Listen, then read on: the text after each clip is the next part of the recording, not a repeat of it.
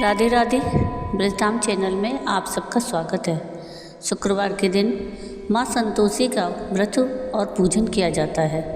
इस पूजा के दौरान माता की आरती, पूजन और अंत में माता की कथा सुनी जाती है। तो आइए सुनते हैं शुक्रवार के दिन की जाने वाली संतोषी माता की व्रत कथा।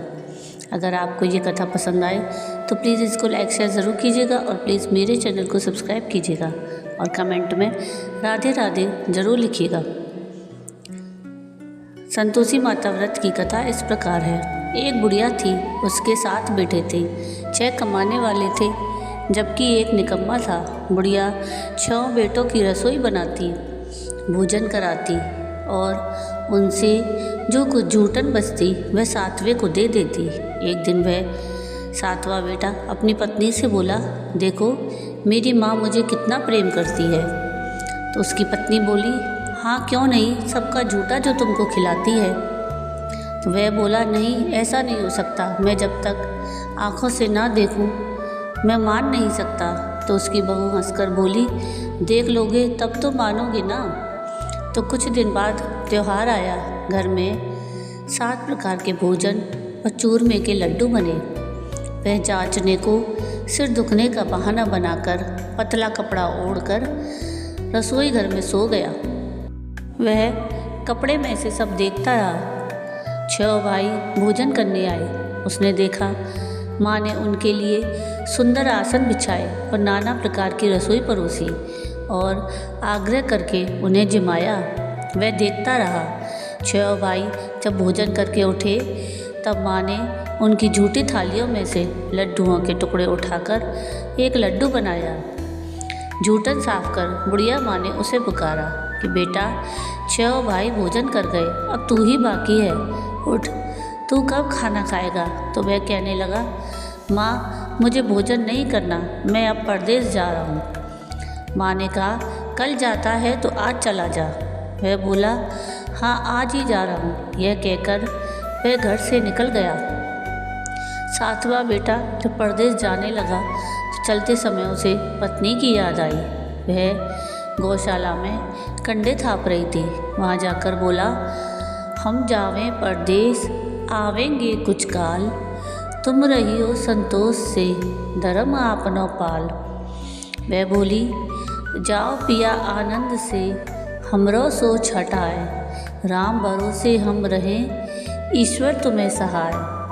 तो निशानी आपन देख धरू में धीर, सुधि मत हमारी विसारियो रखियो मन गंभीर।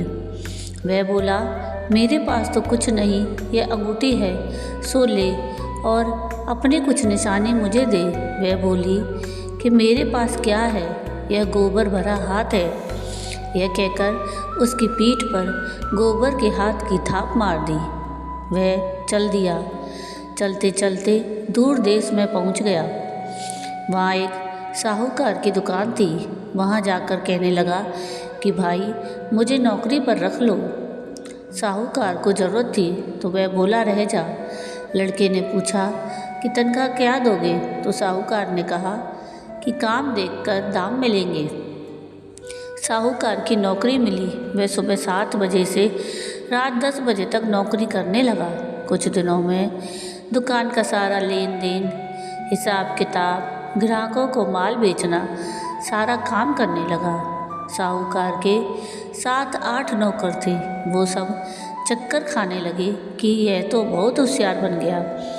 सेठ ने भी उसका काम देखा और 3 महीने में ही उसे आधे मुनाफे का हिस्सेदार बना लिया। वह कुछ वर्ष में ही नामी सेठ बन गया और मालिक सारा कारोबार उस पर छोड़कर चला गया।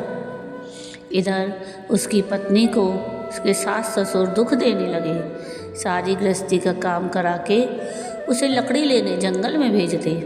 इस बीच घर के आटे से जो भूसी निकलती उसकी रोटी बनाकर रख दी जाती और फूटे नारियल की कोपरे में पानी देते। एक दिन वह लकड़ी लेने जा रही थी तो रास्ते में बहुत सी स्त्रियां संतोषी माता का व्रत करती दिखाई दी। वह वहाँ पर खड़ी होकर कथा सुनने लगी और पूछा कि बहनों तुम किस देवता का व्रत करती हो और उसके करने से क्या फल मिलता है। यदि तुम इस व्रत का विधान मुझे समझा दोगी तो मैं तुम्हारा बड़ा एहसान मानूंगी। तब उनमें से एक स्त्री बोली कि यह संतोषी माता का व्रत है। इसके करने से निर्धनता और दरिद्रता का नाश होता है और जो कुछ मन में कामना हो सब माँ संतोषी की कृपा से पूरा होता है।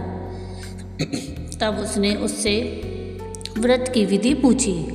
वह भक्तिन स्त्री बोली, 1.25 आने का गुड़ चना लेना, इच्छा हो तो 5.25 आने का लेना या 1.25 रुपये का भी अपनी सहूलियत के अनुसार लेना। बिना परेशानी और श्रद्धा और प्रेम से जितना भी बन पड़े सवाया लेना। प्रत्येक शुक्रवार को निराहार रहकर कथा सुनना। इसके बीच क्रम नहीं टूटे, लगातार नियम का पालन करना।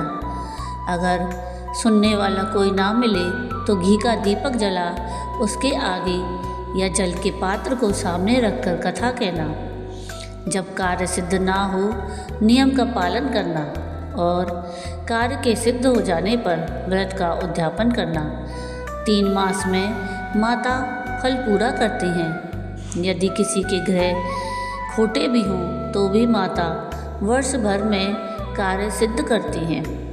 फल सिद्ध होने पर उद्यापन करना चाहिए, बीच में नहीं। उद्यापन में 2.5 सेर आटे का खाजा और इसी परिमाण से खीर और चने का साग करना। 8 लड़कों को भोजन कराना।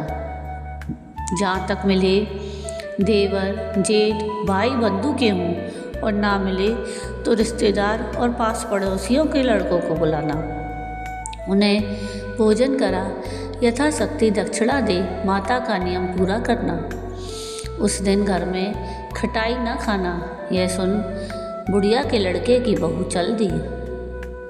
रास्ते में लकड़ी के बोझ को बेच दिया और उन पैसों से गुड़ चना ले माता के व्रत की तैयारी कर आगे चली और सामने मंदिर देखकर पूछने लगी कि यह मंदिर किसका है। सब कहने लगे कि संतोषी माता का मंदिर है। यह सुनकर माता के मंदिर में जाकर चरणों में लौटने लगी। दीन हो विनती करने लगी कि माँ, मैं निपट अज्ञानी हूँ, व्रत के कुछ भी नियम नहीं जानती, मैं दुखी हूँ। हे माता जगत जननी, मेरा दुख दूर कर, मैं तेरी शरण में हूँ। माता को दया आई। एक शुक्रवार बीता कि दूसरे को उसके पति का पत्र आया और तीसरे शुक्रवार को उसका भेजा हुआ पैसा आ पहुँचा। यह देख जेठ जेठानी मुँह सिकोड़ने लगे। लड़के ताने देने लगे कि काकी के पास पत्र आने लगे, रुपया आने लगा, अब तो काकी की खातिर बढ़ेगी। बेचारी सरलता से कहती कि भैया कागज आए आवे रुपया आवे, हम सबके लिए अच्छा है। ऐसा कहकर आँखों में आंसू भरकर संतोषी माता के मंदिर में आ मातेश्वरी के चरणों में गिरकर रोने लगी कि माँ, मैंने तुमसे पैसा कब मांगा, मुझे पैसे से क्या काम, मुझे तो अपने सुहाग से काम है, मैं तो अपने स्वामी के दर्शन मांगती हूँ। तब माता ने प्रसन्न होकर कहा, जा बेटी, तेरा स्वामी आएगा। यह सुनकर खुशी से बावली होकर घर में जाकर काम करने लगी। अब संतोषी माँ विचार करने लगी कि इस भोली पुत्री को मैंने कह तो दिया कि तेरा पति आएगा, लेकिन कैसे, वह तो इसे स्वप्न में भी याद नहीं करता। उसे याद दिलाने को मुझे ही जाना पड़ेगा। इस तरह माताजी उस बुढ़िया के बेटे के पास जा स्वप्न में प्रकट हो कहने लगी, साहूकार के बेटे, सो रहा है या जागता है? वह कहने लगा, माता, सोता भी नहीं जागता भी नहीं हूँ, कहो क्या आज्ञा है?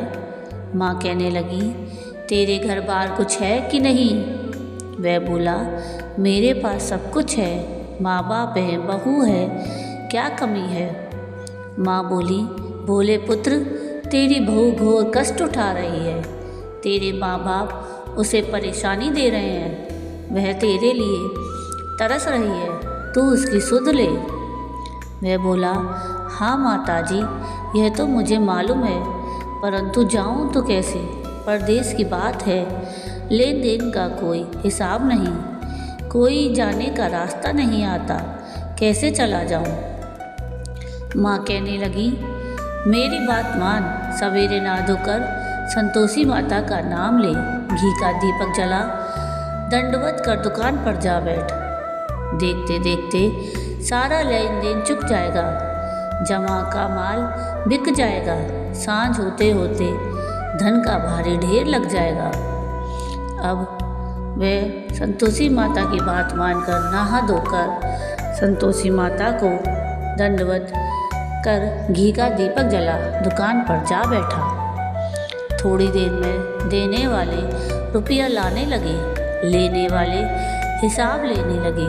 कोठे में भरे सामान के खरीदार नकद दाम दे सौदा करने लगे।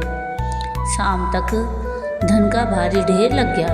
मन में माता का नाम ले चमत्कार दे प्रसन्न हो घर ले जाने के वास्ते गहना कपड़ा सामान खरीदने लगा। यहाँ काम से निपट तुरंत घर को रवाना हुआ। उधर उसकी पत्नी जंगल में लकड़ी लेने जाती है। लौटते वक्त माता जी के मंदिर में विश्राम करती। वह तो उसके प्रतिदिन रुकने का जो स्थान ठहरा। धूल उड़ती देख वह माता से पूछती है, हे माता, यह कैसी धूल उड़ रही है? माता कहती है, हे पुत्री, तेरा पति आ रहा है। अब तू ऐसा कर, लकड़ियों के 3 बोझ बना ले, एक नदी के किनारे रख और दूसरा मेरे मंदिर पर और तीसरा अपने सिर पर। तेरे पति को लकड़ियों का गट्ठर देख मोह पैदा होगा। वह यहाँ रुकेगा, नाश्ता पानी खाकर माँ से मिलने जाएगा। तब तू लकड़ियों का बोझ उठाकर जाना और चौक में गट्ठर डालकर जोर से आवाज़ लगाना, लो सासू जी, लकड़ियों का गट्ठर लो, भूसी की रोटी दो, नारियल के खोपड़े में पानी दो, आज मेहमान कौन आया है? माता जी से बहुत अच्छा कहकर मैं प्रसन्न मन से लकड़ियों के 3 गट्ठर बनाने लगी। एक नदी के किनारे पर और एक माता जी के मंदिर पर रखा। इतने में मुसाफिर आ पहुंचा। सूखी लकड़ी देख उसकी इच्छा उत्पन्न हुई कि हम यहीं पर विश्राम करें और भोजन बनाकर खा पी कर गाँव जाएं। इसी तरह रुककर भोजन बना विश्राम करके गांव को गया। सबसे प्रेम से मिला। उसी समय सिर पर लकड़ी का गट्ठर लिए वह उतावली सी आती है। लकड़ियों का भारी बोझ आंगन में डालकर जोर से 3 आवाज़ लगाती है, लो सासू जी, लकड़ियों का गट्ठर लो, भूसी की रोटी दो, आज मेहमान कौन आया है? यह सुनकर उसकी सास बाहर आकर अपने दिए हुए कष्टों को भुलाने हेतु कहती है, बहू ऐसा क्यों कहती है? तेरा मालिक ही तो आया है। आ बैठ, मीठा भात खा, भोजन कर, कपड़े गहने पहन। उसकी आवाज़ सुन उसका पति बाहर आता है। अंगूठी देख व्याकुल हो जाता है। माँ से पूछता है कि माँ यह कौन है? माँ बोली, बेटा यह तेरी बहू है। जब से तू गया है तब से सारे गांव में भटकती फिरती है, घर का कुछ काम काज नहीं करती, 4 पहर खाकर आ जाती है। वह बोला, ठीक है माँ, मैंने इसे भी देखा और तुम्हें भी। अब दूसरे घर की ताली दो, मैं अब उसमें रहूँगा। माँ बोली, ठीक है, जैसी तेरी मर्जी।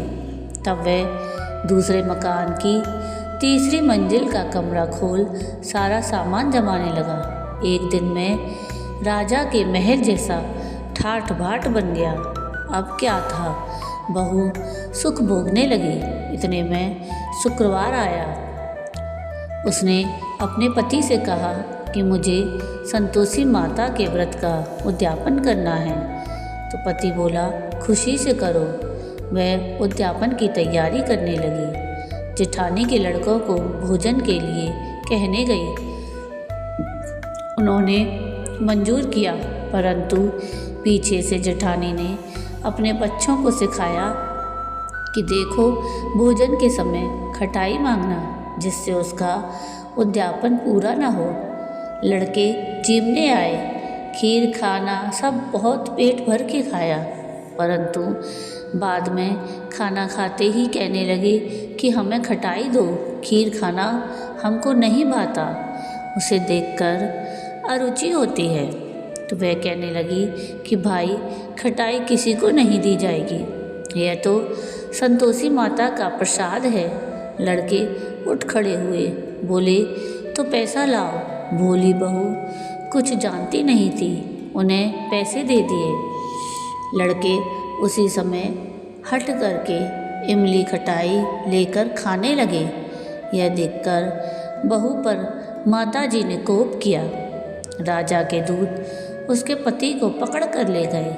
जेठ जेठानी मनमाने वचन कहने लगे, लूट लूट कर धन इकट्ठा करके लाया है, अब सब मालूम पड़ जाएगा जब जेल की मार खाएगा। बहू से यह सहन नहीं हुआ। रोती हुई माता जी के मंदिर में गई। कहने लगी, हे माता, ये तुमने क्या किया? हंसाकर अब भक्तों को रुलाने लगी। माता बोली, बेटी, तूने उद्यापन करके मेरा व्रत भंग किया है। वह कहने लगी, माता, मैंने कुछ अपराध किया है। मैंने तो भूल से लड़कों को पैसे दे दिए थे, मुझे क्षमा करो, मैं फिर से तुम्हारा उद्यापन करूँगी। माँ बोली कि अब भूल मत करना। वह कहती है कि माँ, अब भूल नहीं होगी, अब बतलाओ कि वो कैसे आएंगे।